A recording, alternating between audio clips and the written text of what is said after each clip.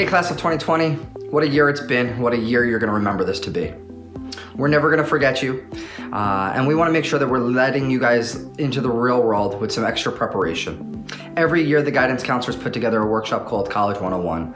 This workshop is designed to help you better understand the world around you, know the preparations that you can take advantage of to be more successful once you leave our building. We've done the same thing this year, but in video format. You're gonna hear from each one of our counselors about different topics and preparing you for the world ahead of you. It's okay for you to feel uneasy. It's okay for you to feel anxious, overwhelmed, nervous.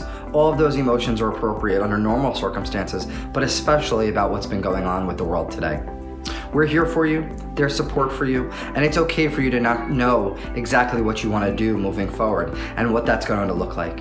If anything, I could assure you this experience is going to make you more resilient. And resiliency is one of those things that colleges, employers, everybody is looking to make sure that you are able to handle tough situations. So do your best to try to embrace this. Enjoy the videos that we've put together so that we could better help prepare you for challenges ahead of you, and know that we're all on this together and we're here to support you.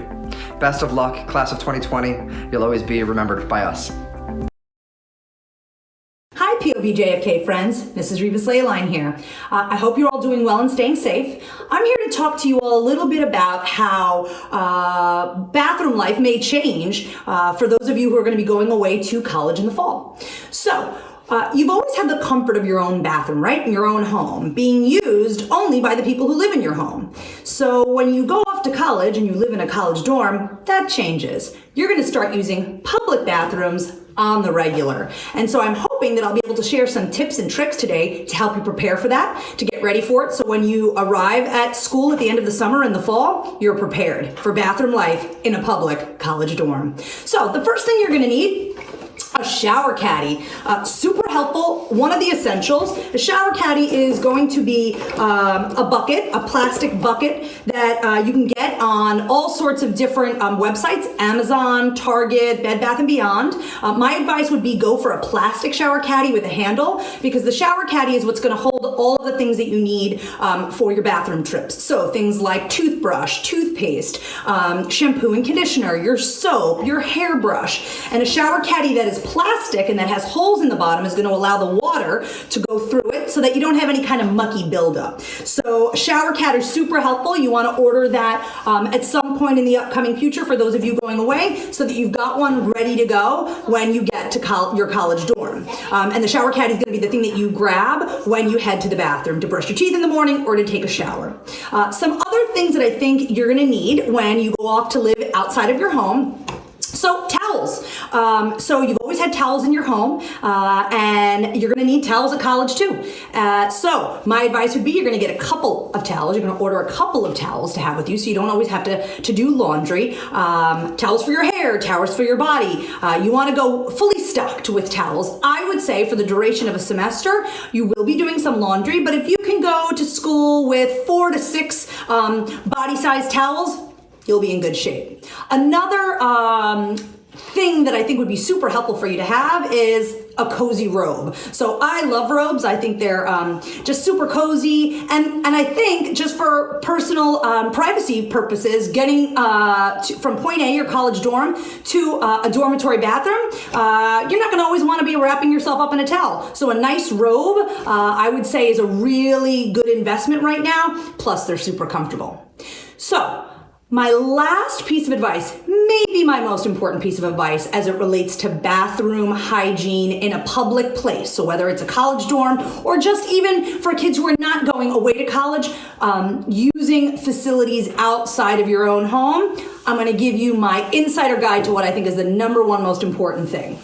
The most important part, guys, I think, of bathroom hygiene as it relates to dorms or just in general when you're not in your house, these handy dandy little guys. These are my shower shoes. So you can get flip-flops. I have these slides. They're plastic. They'll dry quickly. They'll take you from your dorm room into the showers and into the bathroom so you don't get any kind of dirt on your toesies and your feetsies, okay? And as someone who likes really clean feet, I think this is super essential, along with your caddy and all your products, your towel and a robe. So friends, remember, caddy, all of your bathroom products, shampoo, conditioner, soap, toothbrushes, get a couple of toothbrushes for the duration of this semester, toothpaste, shower shoes to make sure your feetsies stay clean, nice robe, couple of towels so you don't have to constantly do laundry. You'll be all set. We miss you. We hope you're staying well. We look forward to seeing you again soon. Go Hawks. Hi, JFK Seniors. I'm Mr. Izzo, and I'm going to talk to you in this video about banking, budgeting, and financial literacy. So continuing to do my Karl Rove impression on election night, I have the dry erase board. Let's get right into some of the most important points you'll want to know about. First and foremost, when you graduate high school, you want to make a budget and stick to it. If you're going off to college, you'll want to have certainly your income and expenses in terms of what you'll need in terms of miscellaneous, books, living expenses. If you're going off into the workforce, you'll want to have a budget for, again, what you're taking in and what is going out. A great website or app that we've recommended is mint.com. Mint.com can connect to your financial institutions and help you track your income and expenses on a month-to-month basis. That's one resource you may use. Secondly, we want to talk about your work experience. If you're transitioning into the workforce, you may need some assistance with specific aspects of the job, the nuts and bolts, things like health insurance, things like benefits. If you are on a college campus and you secure part-time work, you may secure that work through the Federal Work Study Program, which is based on need. If you are securing a job through the college, they may help you too. There's a placement office which can help students connect to employers who are looking for part-time employees. And finally, the college itself may be your employer, whether it's through a work-study program or securing employment as a part-time student while you're at college.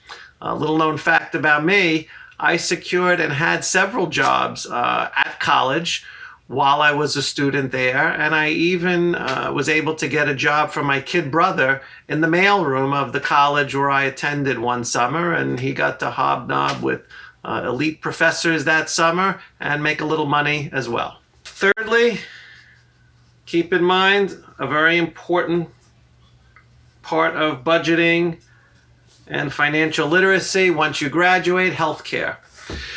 If you're working full-time, you will hopefully get or gain your insurance through your employer. If not, you can gain it on your own through the Affordable Care Act. College students, you can remain on your parents' plan until you turn age 26. That's again through the Affordable Care Act. Keep in mind too, one other possibility: if you're on campus, colleges offer their own insurance plans, but for most students, anecdotally, we hear and know that it's probably best to remain on your parents' health insurance if that is an option. That's usually the most cost-effective way to go. And finally, on college campuses and in the workplace, keep in mind a lot of preventive medicine, things like flu shots, might be at no cost to you, either from your employer or from the college itself. Next, we want to talk about credit cards. If you've had a credit card in high school, you'll hopefully have used it for emergencies only. Once you're out in the workforce or at the college level, usually that's still a good rule of thumb. Pay off the balance each month. Don't spend more than you can pay. The interest rates or the amount you'll pay each month do tend to be high, so you don't want to accrue debt to a credit card company. And again, it is a good thing to have in terms of building a credit history, but you want to use it judiciously and wisely. Finally, continue to explore ways once you graduate high school to continue enhancing your financial literacy. So bankrate.com is one example of a website where you can research and comparison shop credit card rates, auto insurance rates. Keep in mind, you could always shop around for auto insurance.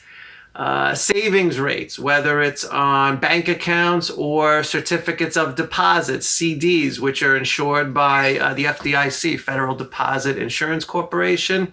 Bankrate.com is one resource you can use, again, to comparison shop, whether you're looking at credit cards, auto insurance, or interest rates on secured, federally guaranteed investments. Those are really the main points in this short video. Make a budget and stick to it. Focus on work experience part-time if you're at college. In terms of full-time employment, the benefits and what would be associated with your work experience, including healthcare for college students. Know your options in terms of healthcare. If you're in the workforce, know your benefits, which are tied to that employer, most likely. Credit cards. Know when and how to use them. And again, as a good rule of thumb, emergencies only, and don't spend more than you could pay.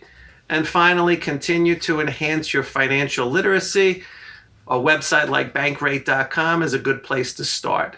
Your counselors are here to answer additional questions. We're not certified financial planners. We don't pretend to be, but we're here to answer these basic questions and follow up with you about banking, budgeting, and financial literacy. Thanks, and we'll see you soon. Hi, POBJFK seniors. It's Miss Baker, guidance counselor with her family, home on a bright sunny day. And today we're going to go over some car care tips to make sure that your car can stay on the road, whether you're commuting, you have a car on campus, or you have a friend that has that car on campus that you can help them out with. So we're going to go over some things. So right now we're going to start with checking the oil, checking the air, and making sure there's gas in the car. 3 things you definitely need to keep your car on the road. So now we're going to go over to the car. We're going to make sure that, first of all, there's gas in the car. By those dials. And we'll point out which is the gas. And that's the oil. So the oil pressure will pop back up, making sure that you have oil in the car. Always make sure that you follow the manual to make sure that you change the oil, because that's another important trick in keeping your car running on the road. What we're gonna do to open the hood is go to the button on the bottom, pop in the hood, pull hard. I did.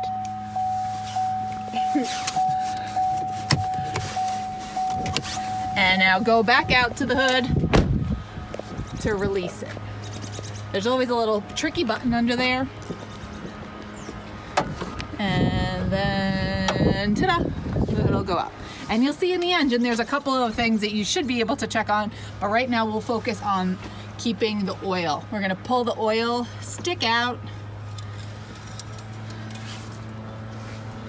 And then we're gonna make sure that there's oil in between the lines, if we can get it steady. So you'll see that the oil level is right in the middle. And that is to assure that your car and the engine won't seize out. You want to make sure that your engine isn't too hot when you're doing this in order to prevent any sort of burns. You just make sure you put that dipstick back in, because if you don't, the oil may come out, and that can cause problems too. And now the third thing that we're going to work on is checking the air in the tires. This tire looks pretty good, so we're going to make sure that everything is all ready for us to go on the road. If we're taking a road trip or heading home, we're going to take off the cap. You'll see that up on the sidewall of the tire, it says max pressure 44 PSI. We want to make sure that the tire pressure isn't over that number. And Jack's gonna show us that the pressure is at 35 right now. You can see that. So we're ready to go on the road and successfully, with hopefully little tire issues. And that is how you make sure that your car stays on the road. Life skills from the Bakers. Say bye, boys. Bye. Bye. POBJFKers, Mrs. Egozi here with my daughter Emery. Today we wanted to talk to you about making pasta when you go away to college. Pasta is just one of the many examples of foods that we think it's important you know how to make before going away to school. And part of college is building a new social network. And so while you'll be eating in the dining hall for most of your meals, oh, that's uncooked. While you'll be eating in the dining hall for most of your meals, most colleges have a communal kitchen on the floor. So it's a great way to bond with your floor mates and to make something that's not dining hall food.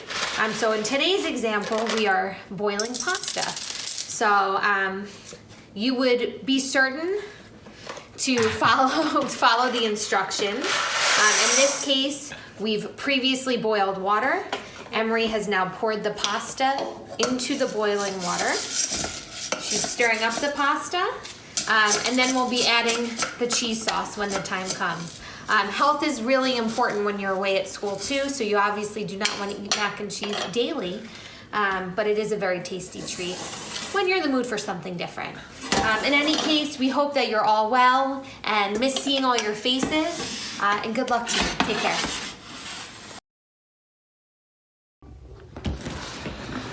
Hey, what's going on, POBJFK seniors? How is everyone doing? Hope everyone is well. Just some pointers from Mr. Miller here. Some tips on getting ready to go to college. Packing all this stuff, you're going to be sharing a room most likely with some other people. You're probably not going to have as big of a room as you're used to at home with all the luxuries that you have and places to keep all your stuff. So my advice for seniors getting ready to move off, live on their own, pack light. All these things probably aren't necessary. When am I ever going to wear a pair of sneakers with a puppy head on it? Ready? What should I go with? I want to go with something a little bit more classic, something that can go with everything. My friends out there, I will also tell you, if you're getting ready to pack, make sure you pack something formal. You never know when you might have an event. So gentlemen, at least one tie should go with you, a nice pair of khakis or slacks, so that if you do have an event, you're invited to someone's house, an honors program, a great function, you're prepared, you're ready to go, and ready to meet some new people. So best of luck, we miss you, and I hope to see everybody soon. Good morning, POB. This is Mr. DiDomenico, one of your guidance counselors. I just wanted to let you all know that we miss you very much, and we hope that we could get together soon. We just need to keep doing what we're doing and practice social distancing, because the better we do that, the faster we'll be together. So I hope that you and your families are all healthy and safe. And I wanted to talk to you a little bit today about caffeine and some of the dangers with caffeine, especially with high school students and college students and younger people in general, because while caffeine is kind of widely accepted as something that we can have, it does affect people differently. And I know many of my students drink coffee and other products that have caffeine. So I wanted to talk to you guys a little bit about that, because it is a stimulant and it can affect you, especially for students and people that have sleep issues, people with anxiety, people with underlying medical conditions like heart conditions. It could really negatively impact you and really kind of hurt you. So I want you guys to be really careful. And many of those products that have caffeine in them, I'm going to turn this camera around for a second, are some things that you might not think of. Products like coffee, even green tea, obviously, chocolate also. And those are some, unless it specifies that it doesn't have caffeine in it, it could be really harmful to you. So I want you guys to be really careful about those products, because that caffeine could actually really last into your system for 16 to 24 hours. Okay, so one of the things, if anybody who's ever been into my office, you'll know that I really enjoy coffee, and I have recently gone to more decaffeinated coffee, which it clearly says there. And these are some of the different ways that I consume coffee. It is something that I enjoy, and it can be, if responsibly done, something that you might enjoy also. Now, you could always use those Keurig cups, right? Those are things that people enjoy, or the regular standard coffee pot. But these are some other products that I use. This is a percolator, where you would take about 1 scoop of coffee per cup that you are looking to have, and it says in there, you can't really see it, there are markings in there that has 1 cup, 2 cup, 3 cup, etc. You put the coffee beans in here, you put that in there, put the top on, plug it in, and you're good to go. That is a French press. A French press is when you boil some water. Again, you put same ratio of coffee to water, right? Put that coffee in there. Okay, there's a little thing at the bottom. Put all the coffee grounds in there. Let it steep for 5 minutes after you boil the water, and then you would press it down very slowly. Oop, I got one hand here, so it's a little difficult. Okay, press it down very slowly, and then you have a beautiful cup of coffee. This is something that's very popular in Europe. Okay, put the coffee in here. Okay, there's a little cup in there. Okay, and then you put this on the stove and it boils. Okay, a lot of that is to make espresso, which again can be decaffeinated. Okay, here you have just your standard coffee grinder. Okay, a little handheld coffee grinder. Okay, your regular beans that's not already grounded. All right, they will it gives it a really good flavor. Okay, so the reason why I'm talking to you, if you're a young adult, a young professional, buying a cup of coffee every day, $2 to $3, might get a little expensive. This right here, $8. Okay, could last you a couple weeks or even a month. All right. Also, to be careful about what you're putting into your coffee. Okay, we got some whole milk here, some sugar. Right, the more sugar you put in, right, the more negative effects that you could have. Obviously, those are empty calories, so you want to be careful with that. So that's a little background into some of my coffee life from my kitchen. So if you have any questions, always feel free to email me, and definitely be careful if you're consuming caffeine and how much caffeine you're consuming. Okay, wishing you all the best, and we'll see you all soon. Hi guys, I'm Mrs. Siegel, and I'm going to be showing you today how to do laundry. Welcome to my laundry room. So I'm going to show you, this is my washing machine. It happens to be a front-loading washing machine, which means the door opens in the front. Some washing machines are top-loading washing machines, which means the door would open on the top. Either way is perfectly fine. They both wash clothes very well. So I've already actually put some clothes into my washing machine here. Before you actually do that, you'll want to make sure that your clothes are separated, which means that you keep your white clothes and your colored clothes separately, because if you put them together, your white clothes may not come out white anymore. So make sure that you're washing your whites separately from your colors. Okay? Now, you're going to load all of the clothes into the washing machine and then close the door. Most washing machines, if not all washing machines, have a spot for you to put the detergent. So my washing machine, the detergent actually goes in this little drawer right here. So you'll have to find where the detergent goes in the washing machine that you will be using. But typically there is a separate section for the detergent. Now I am going to be using this big detergent here.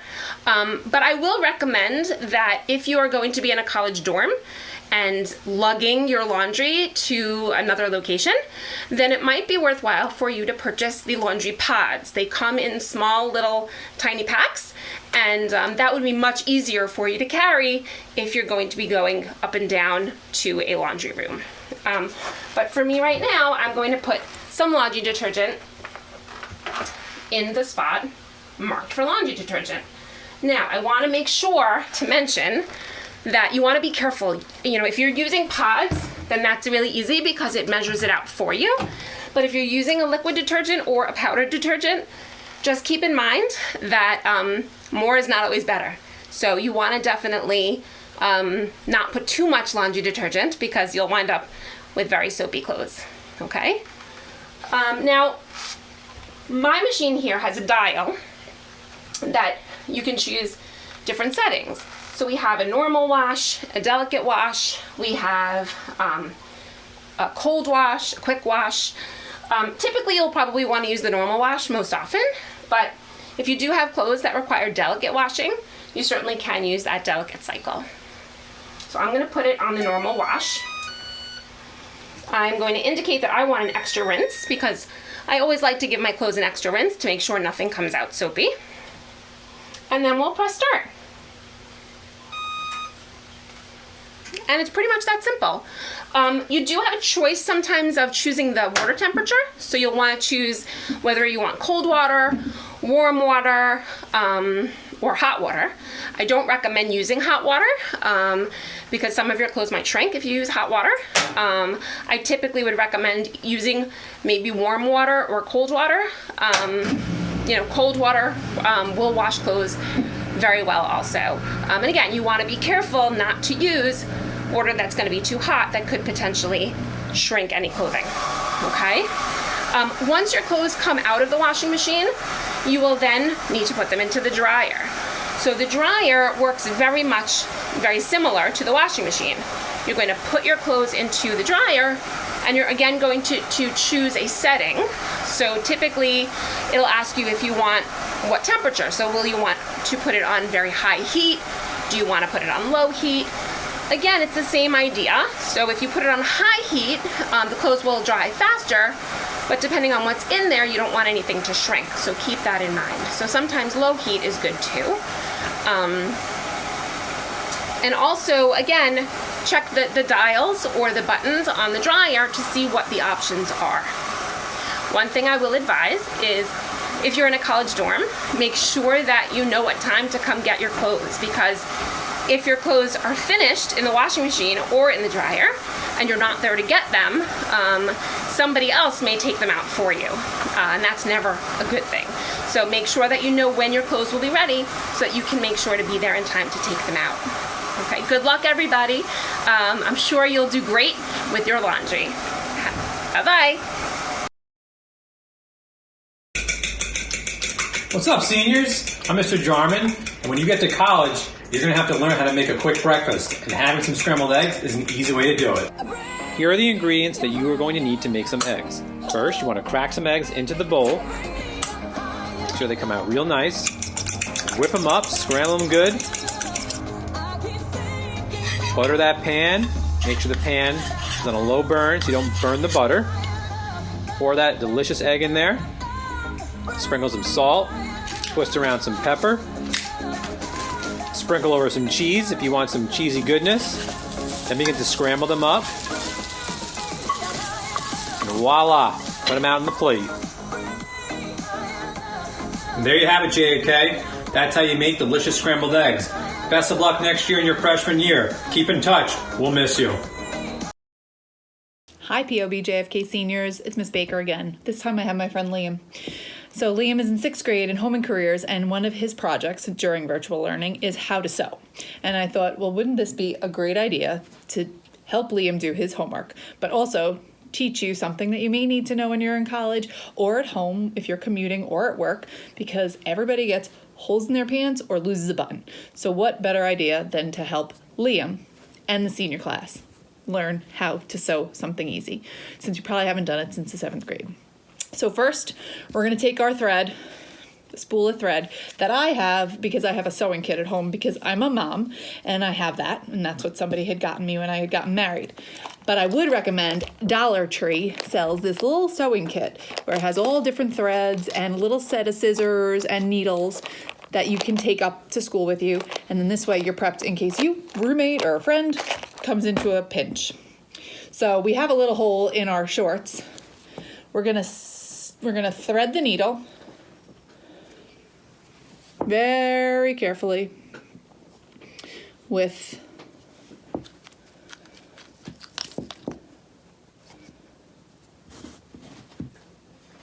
there we go.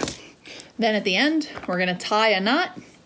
The way that I do it, my grandma taught me this way, put it over your finger, and you're gonna wrap it around, roll it off of your finger, and, well, that didn't work that time. Let's try it one more time. It used to work better when I'd lick my finger. Now, I'm trying to keep our hands out of our mouth, so we don't want to do that. But I did wash my hands recently.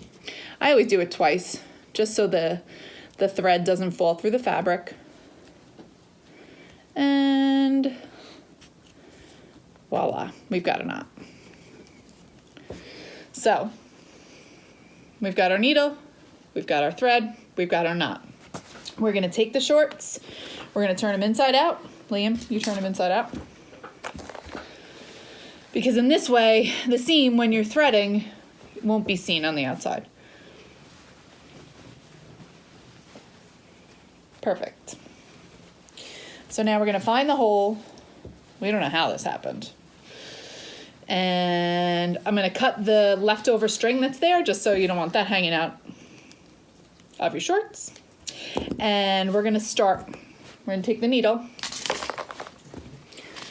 keeping the fabric together, and we're going to put the needle right through the fabric, kind of matching it up with where the seam is now. So if you can keep it in line with that seam, you're in good shape. Then you won't have a bad seam line. Push it through, pull the needle all the way through, and then you're going to wrap it around, and keeping it close, you're going to do that one more time. And you want to make sure that the thread comes around and through. And you keep going and going and going until you're done sewing up that hole. Then to finish it off, we get to the end and you're going to finish it off. I always put the thread through 2 more times and then again tie another knot at the end twice, and then you put the material back inside out and your hole is no longer there. And that is how you sew a hole or a button if you have a button. Same idea. Put it through, tie the knot, and just keep sewing around. Hope that helps, and I hope you get a helpful tip out of that, and have a great day. Bye.